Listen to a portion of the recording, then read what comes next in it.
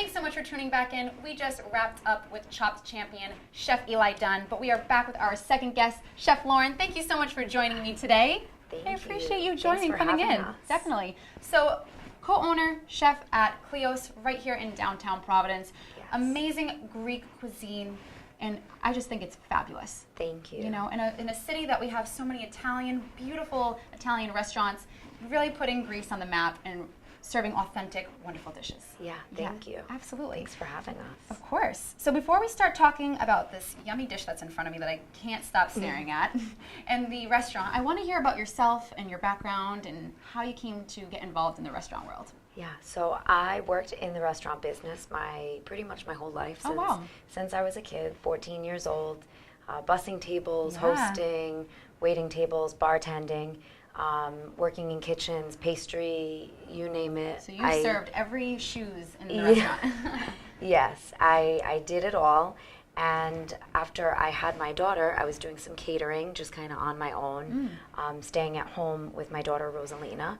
And then my husband and I decided to open up a restaurant. Wow. And so we opened our first restaurant, Rosalina, which is also downtown. Yep. Italian food, like you said, so much Italian food in Providence and Rhode Island. And then we decided, my husband was born in Greece, and since we've been together, I've learned how to make Greek food, and we wanted to showcase that and bring a taste of where he comes from and his family comes from to Providence. That's amazing. So did you learn Greek cooking from him? He kind of influenced you and taught you the techniques and the different flavors? No, so not really. No, okay. He taught me a few things, but most of it were things that he told me his mother would make for him, and then I researched it and taught myself. How to make it traditionally. Yeah, wow. And we go to Greece every summer. Okay.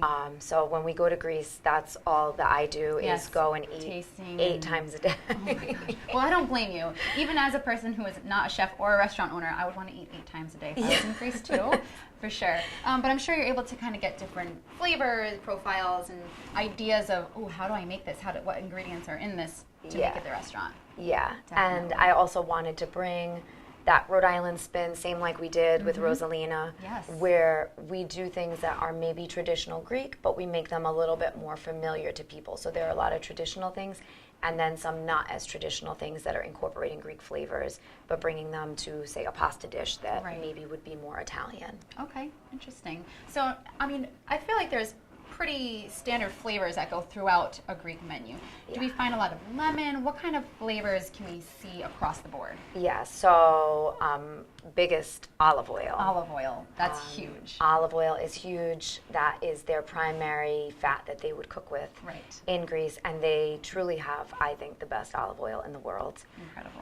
And this is our family's olive oil, my husband's family. Yep. Okay, so is there an olive oil farm in Greece that you're able to source it from? Yeah, so the olive trees are in Kalamata, which is where my husband was born, and some of the trees like his dad planted himself. That's incredible. Yeah, so it's a family farm, so his cousin now operates it and ships us olive oil for both restaurants to use in the restaurant for our cooking, as well as he bottles it separately for us to sell at both restaurants. Okay, so this is available for purchase at the restaurant. Yes. Okay, so you can really find tastes of Greece, and it's well connected to you.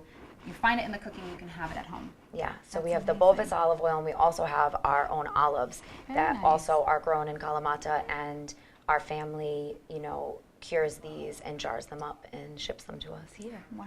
Yeah. So when you go into the restaurant and you taste it and you're like, this is the best olive I've ever had, you can purchase a jar of it and take it home too. Yes. Absolutely. So tell me a little bit about Kleos. When did you open?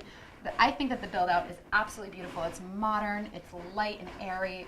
It just makes me feel like this is what it would be like to eat at a restaurant in Greece. Thank you. Yeah, we wanted to work with the design elements in the building, being in, Providence, but we also wanted to bring that Greek flair. Definitely.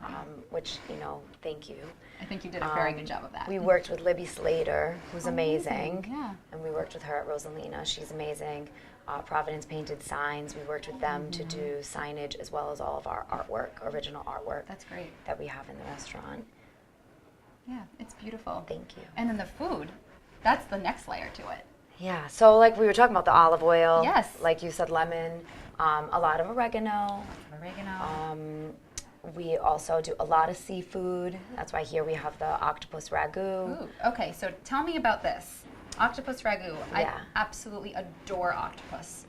It's amazing. So do I. Yeah, and I love this because at the restaurant we have the grilled octopus on the menu, which is the traditional, what you get in Greece. If you go out and order octopus, you're going to get, a slow, roasted octopus that they'll char up really nice on the grill. It gets that really great texture because we know octopus has that snap to it, so you have to cook it just right. Yeah, you have to cook it for a while. This is really nice because we're able to braise it. We braise this for over 3 hours. Oh, wow. Yeah, to make the ragu, we kind of put a little, like I said, a Italian spin on it, some saffron, some citrus, some nice dill as the garnish, tomato, some nice Greek wine, which we also have our Greek wine here. And yeah, so we were going to try that on our new menu starting next week. So next week, this will be available? Next week, yeah. We're going to offer it this weekend as a special, though. Okay, so people will get their first taste of it. I just got the first taste of it. It's really good. So you can get a taste of it this weekend as a special, and then it'll be continuously available next week. Yeah. Awesome. I love the heat at the end, just a little bit, just enough. Little heat, yeah, that's the Aleppo red pepper that I use because I'm trying to start to incorporate also some Middle Eastern ingredients, some things from Turkey and Syria and Lebanese cooking as well. Lots of spices and flavor that are able to kind of, really beef up the dish. Yeah. Definitely. So what kind of wines did you bring with you today? So I brought 2 Greek wines, which we have a large selection of Greek wine. Our wine list is predominantly with Greek wines. So this is nice and heavy, Casino Mavro, which is kind of hard to say, but it's almost like casino. Casino. Okay, I got that part. And what's next? Mavro. Mavro. Mavro, yeah. Casino Mavro. So this is a big wine. Going to be more for somebody that maybe enjoys a big, California Cabernet or even a Barolo, like a bigger, very dry wine, which I thought would go nice because the ragu has a nice rich feel to it, which is the best part of braising that octopus for 3 hours because you get all that richness to come out of the octopus. Definitely. And then for somebody that maybe preferred to go a little lighter and wanted a white wine, I brought along the Salto, which is a Moscofilero, but it has, in my opinion, kind of like a nice saline kind of quality to it, which is nice with the fish because it kind of, that mineral can kind of play nice with the octopus. I'd love to taste them both. Yeah, sure. Yeah, I think we should start, we'll what do start you with recommend? the white. Okay. Yeah, so we'll go with this. We'll both have a little sip. This is nice. Beautiful. Now, I would typically go with white for seafood, but I am really interested to have a taste of it with the red. Yeah, well, and I think because this ragu, I went a little heavy with the tomato, with the red wine for winter. Yeah. So I think that this, that dish is big enough that it can stand up to the red. Absolutely. This is great. Yeah. Well, cheers. It's nice. That's beautiful. Now, what kind of desserts are you serving on the menu? So desserts, we're also going to be changing that up a little. When we opened, we wanted to, really keep the desserts simple. Yeah. So we have baklava. We do our own 40-layer traditional baklava. It's nice. It's definitely, I think, a little more spiced than some of the versions that you might get that tend to be a little bit more sweet. Probably because I'm not as much of a sweets. I like that kind of sweet and savory. You prefer sweet savory versus just that super sugary sweet. Yeah. So the baklava is really lovely. We also do lukumatas, which are traditional Greek donuts. Kind of like little baby doughboys. We toss them with honey, another big Greek flavor. Yes. Honey, walnut, cinnamon. And then we do different specialty desserts. We'll do bugatsa, but we try to do different flavored baklavas or bugatsa, different like Greek pastries, but we mix them up, do them with ice cream, kind of make like a baklava sundae. Never had ice cream with baklava. That sounds incredible. Baklava sundae. Yeah, baklava sundae. And now we're looking at, with our new menu, doing a lukumata bar. Okay, so I don't know what that is, so I need to hear about it. Yeah, so the lukumatas are, like I said, the donuts. Right now we just do them in the traditional way with the honey, walnut, cinnamon. Now we want to offer it in a variety of ways. So do like a cookies and cream with, crushed Oreos and cookies and cream ice cream. do more of an Italian style with Nutella, strawberries, banana. That's everyone's favorite. Make me melt.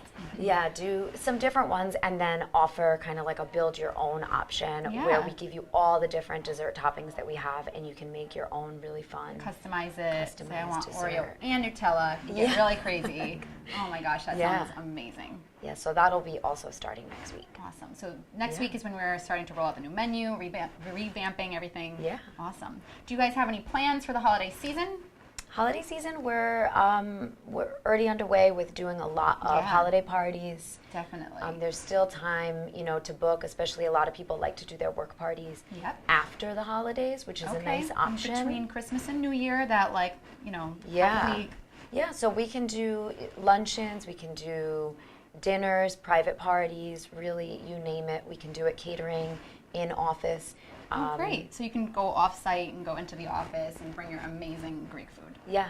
That's incredible. Yeah, and we have really, I think, great Christmas decorations if you did want to do it on premise that are, like you said, going along with the decor. Yeah. Very nautical and all blue and white, and it's really pretty.